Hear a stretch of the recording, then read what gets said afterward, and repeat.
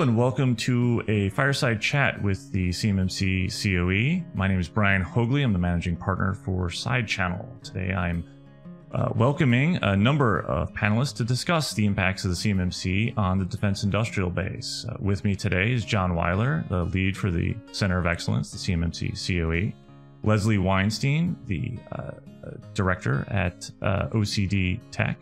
And Michael Waters, a principal consultant with SideChannel and the former CISO for Booz Allen Hamilton.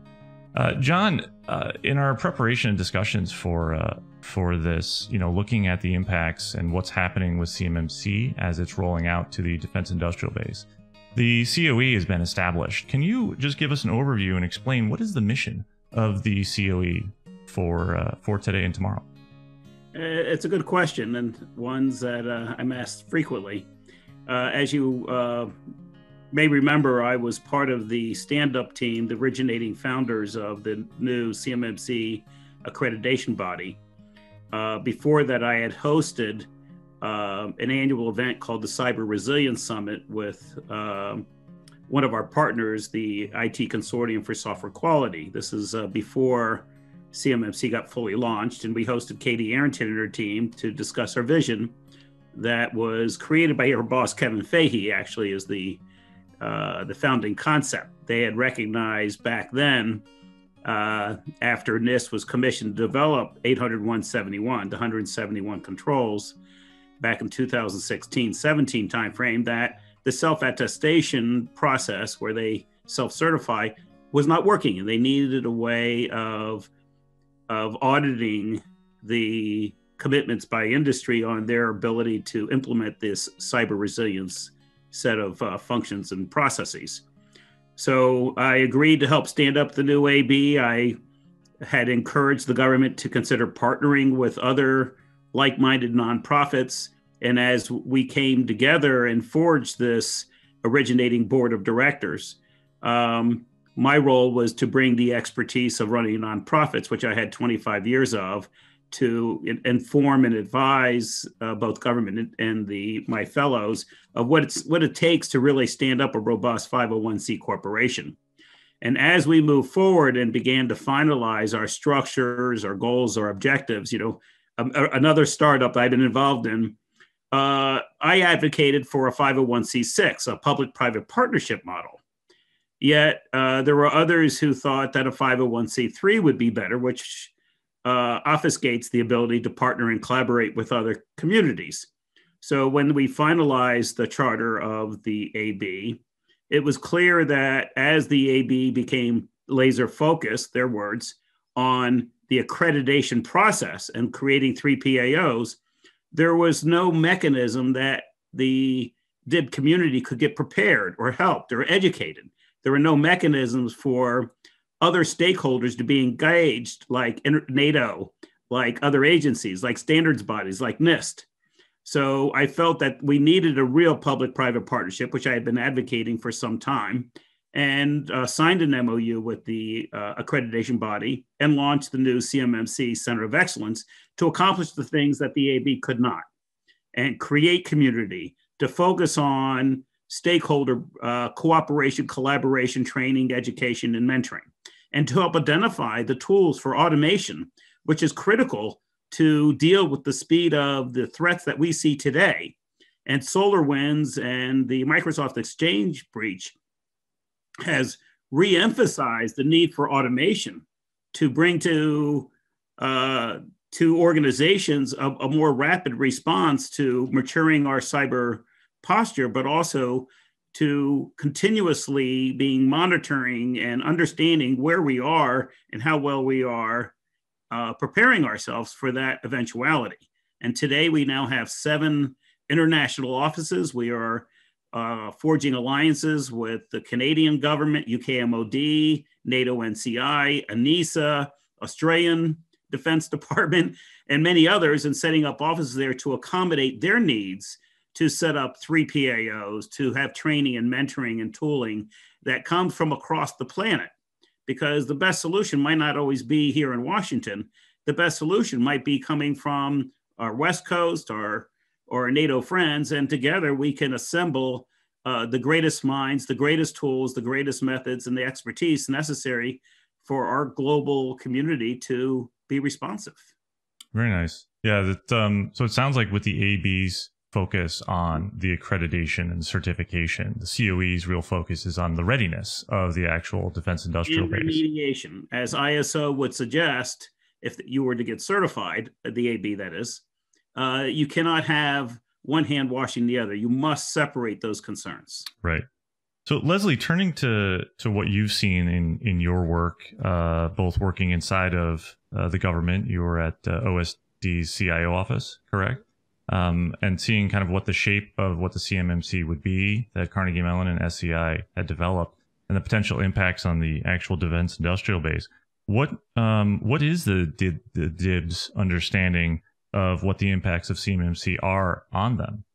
Since 2019, I've talked to probably 150 different companies, ranging inside from large defense contractors to micro companies with 7 people, and they're all being impacted, right? So even the large defense contractors don't have clear guidance. I think to John's point, DoD hasn't really done a lot to help educate and inform. Yes, we need consultants. Most people realize that they have to bring in third parties, but they don't even know how to vet these third parties. How do we know that somebody knows what NIST 171 is? How does anybody know what CUI is? How can, I feel like the defense industrial base feels like they're out, or they're just being set up to fail at this point, because there's no one out there helping for the good of the DIB. Everyone's trying to make some money here. The CUI, right? Protecting CUI is the goal of the CMMC. But the DoD CUI program was only established last year. So I hear a lot of companies saying, well, DoD doesn't tell us if we have CUI. And my response is, DoD doesn't know what CUI is. Most of the Army websites still say right. FOUO at the top of them. So if Army hasn't fully integrated the CUI, how can you expect every contracting officer and every PMO to understand what CUI is? So I've done a lot of coaching with CUI over the last year, because that is the number one thing. I've also done a lot of ad hoc or informal polling of clients or potential clients or people that I run across. Most of them don't know if they handle CUI. Up to a quarter of them think that they will be pushed out of supply chain. If it's really as expensive as it looks like it's going to be, they're just not going to be able to play in the supply chain. And for me, I'm an intelligence officer. I've been doing cyber for the last 2 years, but I fear for our national security. If we're going to lose a portion of our supply chain, that defeats the whole supply chain risk management goal in the DoD cyber strategy of 2018. Right. Supply chain risk management is a thing, and here we are. The remaining 75% of our supply chain is going to be really secure, but what are we losing when we force this out? So it's unclear what the long-term impacts of the CMMC are going to be, but currently it's fear, it's confusion. I get emails and phone calls about once a week, at least once a week, if not multiple times a week. People are panicked. They are confused. They're being told they're not going to get paid. They can't win a contract unless they do a self-assessment, unless they do this tomorrow, because the policies have been misconstrued. So the impact is mass confusion, and people are scared, and there's just not a lot of good guidance. So there does seem to be a big impact on the smaller organizations. We've definitely seen that. I have heard from clients and potential clients where they're actually rethinking if the DoD revenue line is worth it. So it's it can definitely have a negative impact or an unintended consequence of implementing these types of security controls. And it's interesting. I want to go to Mike on this. Being a CISO myself, former CISO at larger organizations, the things that we've always heard is security cannot impact the business and in a negative way. And yet here we are, we have potential security policies having a negative impact on business. But Mike, from your role coming from a large defense contractor and in that space to now supporting smaller orgs within the defense industrial base, what do you think the key components are for these smaller organizations to be able to focus on to be successful with the CMMC? So, the CMMC level 1 controls, there's 17 of those, and even medium-sized organizations have challenges getting those under control. But I think for any organization, identity access management knowing who is connecting to your environment is one of the most important foundational controls that need to be in place. Because if you don't have control of who's logging into your environment, you don't have control of your environment. So making sure there's strong authentication. Passwords are horrible. Everyone hates them. They're easy to steal. And there are so many decent multi-factor authentication methods out there now. Even though, SMS text message, there are ways around it. It's certainly better than just a password. Raises the bar a little bit at least. So identity and access management for any organization, it has to be a foundational control. And coming after that is just the technical aspects of keeping systems maintained, patch management, ensuring that systems are configured with least amount of controls and least amount of privileges possible, so that if a system gets compromised, it doesn't just give free access to an adversary. It also applies to insider threats. So knowing who's logging on when and where, what they have access to. So that all goes back to identity access management as being one of the key foundational things for any organization. Excellent. So when you look at the smaller organizations and obviously being downstream to the larger defense contractors, is there an opportunity or a play, or is there even the appetite or the abilities for smaller organizations to rely on those larger organizations for any of these CMMC controls or insight or guidance? Or are these smaller orgs really on their own to figure it out and fend for themselves? No. So being with Booz Allen Hamilton and the peer organizations, so the largest 25 or so DIB contractors, all clearly understand that their supply chain is critical to their own information security, as well as the information security of the DIB. So I've had conversations with peer CISOs trying to figure out how we can drive information security down into our supply chain, even to the point of just like handing them a box, put this on your network. Don't worry about it. We'll take care of it. Because, telling them how to sinkhole bad domains is just too complicated for a lot of these smaller shops.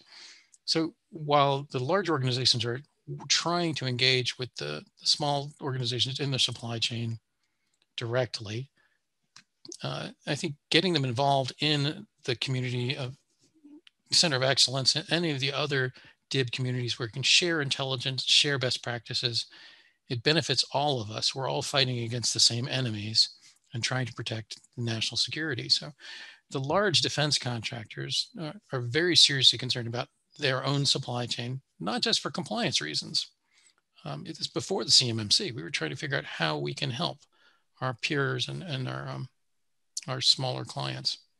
So there's opportunities for collaboration. That's really good news to hear. And, having been a former CISO and looking at my own supply chains, definitely an area I was concerned about. And if the opportunities arose to strengthen my own supply chains, I would take advantage of it. The hope is here that the larger defense contractors will be able to step up and be able to do that for their own. John, turning back to you and hearing, from the backgrounds of all, everyone on this, really focusing in on the policy and how this all came about and the, what this is probably most going to impact. What is the CoE's probably, what is their mission in the sense of being the most impactful? Where can they drive the most value into the defense industrial base with regards to CMMC? Well, let's talk about the most important stakeholder first, which is our U.S. federal government. Right. They've recently conducted a review in light of SolarWinds to say, we need an all of governments approach. We have been enabling that through our partnerships with our NATO allies since June. And carrying that water, there is a recent press release or statement from the National Security Council that says, quote, "We still believe that public-private partnership is foundational in the cybersecurity, and we want to ensure we're taking every opportunity to include private sector partnerships early and directly in the remediation efforts. So we are making sure as we evolve the CoE is not just focus on the practical matters of compliance, but go beyond compliance to go into remediation and understanding and mentoring and bringing in the best minds, not those who paid, no pay to play here, but those who really can bring competent capabilities, whether it's knowledge sharing, tools, methods, or things that can accelerate compliance. What's also, I think, is going to be more impactful is our ability to collaborate for the common good, to ingest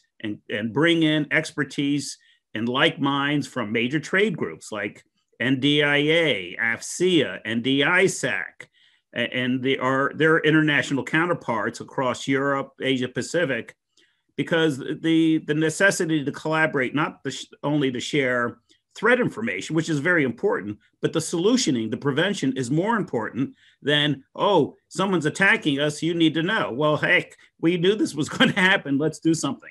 So in the shaping and supporting of our government public sector partners, we have reached out with MOUs to NASA, GSA, DOE, Department of Homeland Security, and the National Security Council to say, hey, we are ready to support your all of government's public-private partnership.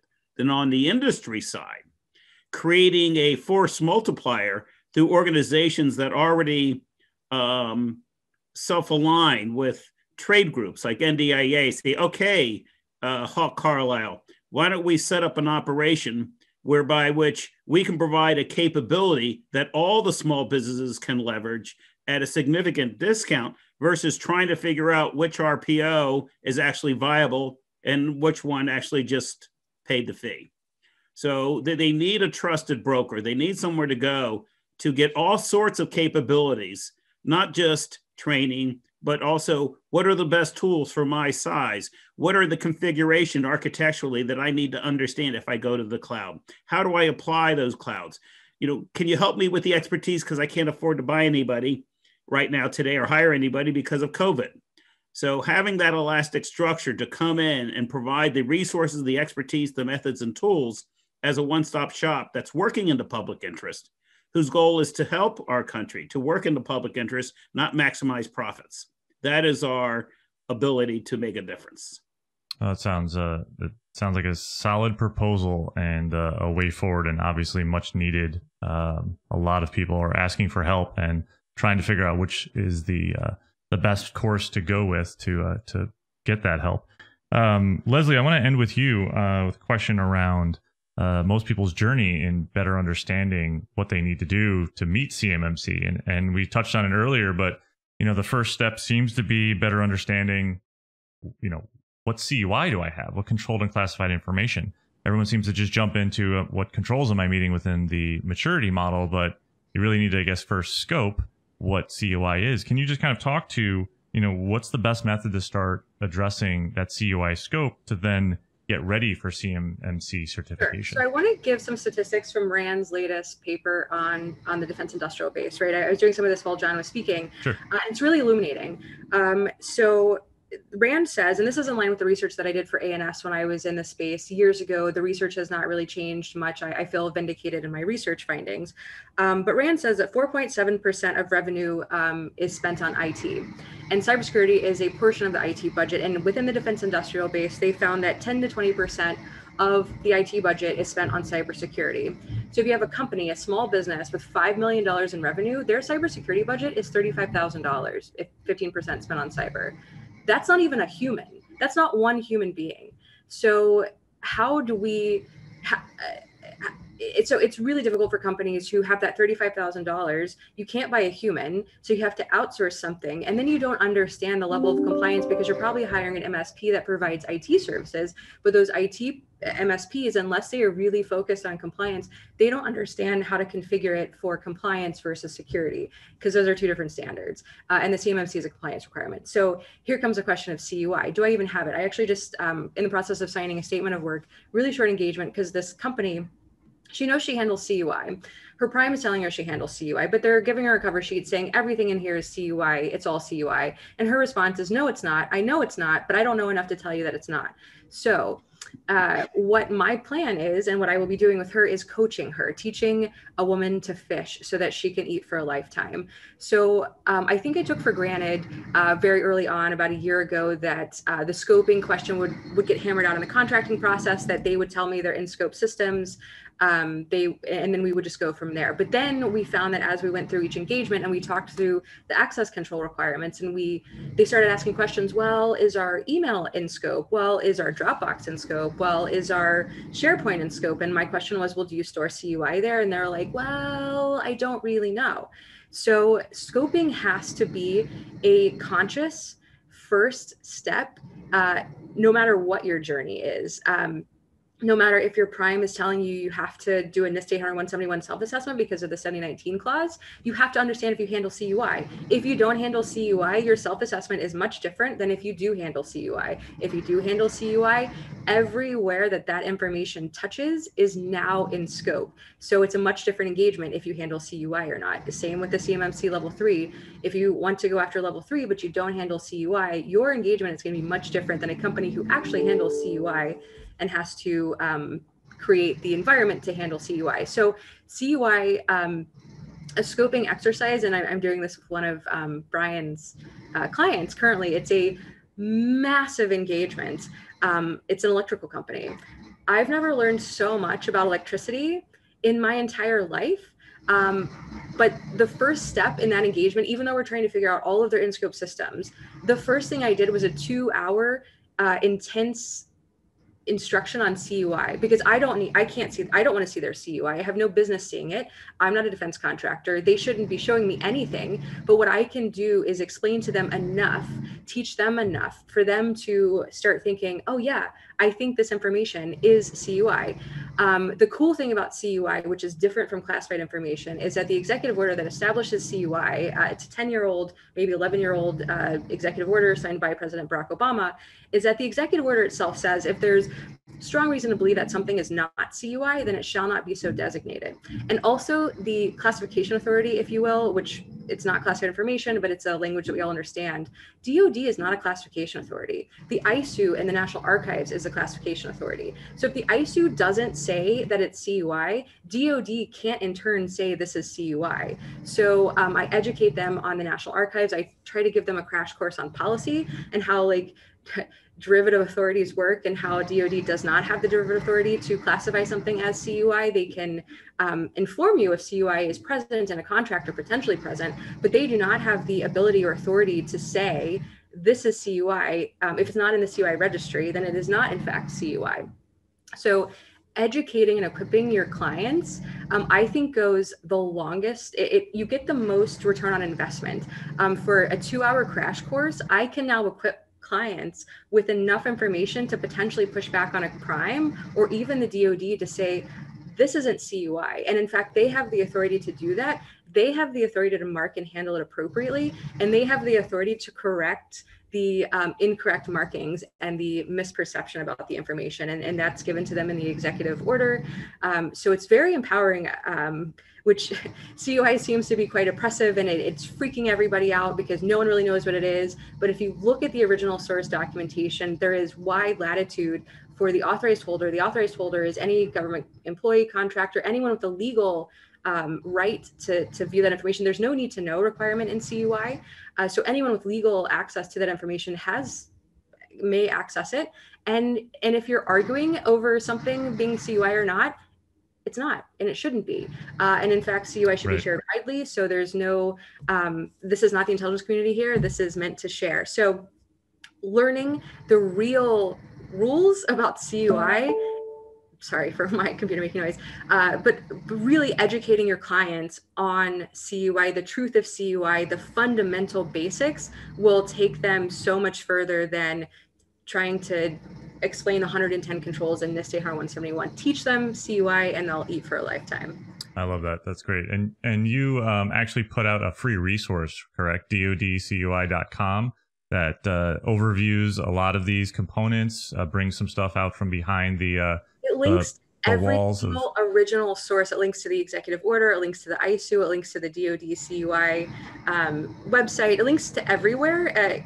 So John, I want to end with just closing comments. If you have a call to action for the CoE and anyone who's watching or listening to this today. Well, for those who provide expertise, mentoring, and tools, who want to support the defense industrial base as a community, then we are here to accept you. But do understand you're going to go through a very robust vetting process. Because we want to make sure anybody that we bring in is a reputable supplier. The other thing you should note is that there are some assessments being conducted and directed by Congress of how the CMMC program is being executed. There are concerns from small business communities that they're not being accommodated. There's been some concerns about representations of CMMC will have solved SolarWinds, not accurate. And the exemption of COTS providers, which also raises some other questions. So we are right now engaged with GAO's independent assessment. We are a partner of GAO already as a nonprofit research institute. We've also in the middle of an outreach engagement with the Deputy Secretary of Defense, who's been directed to conduct a review of all of DoD's SCRM and CMMC processes in light of SolarWinds to see where are the gaps, where can we make improvements. And we're hoping to provide that objective insights. But there is an absolute necessity for all of governments to collaborate, and those who put country first, we welcome you. John, thank you so much. Leslie, thank you so much for joining me, and Mike as well. My name is Brian Haugli, and on behalf of SideChannel, the CMMC-CoE, OSD Tech, I want to thank everybody for watching. I thought this was a very informative discussion. I look forward to many more. I will link down below any of the URLs, domains that we mentioned today on this podcast and video, and I look forward to your comments. So if you have a thought or an idea or something that you agree or disagree with, we'd love to hear from you. Please post those down below, and we will do our best to respond. This will be coming out over the spring timeframe of 2021. So again, Brian Haugli with SideChannel on behalf of John Weiler, Leslie Weinstein, and Michael Waters. I want to thank you for your time.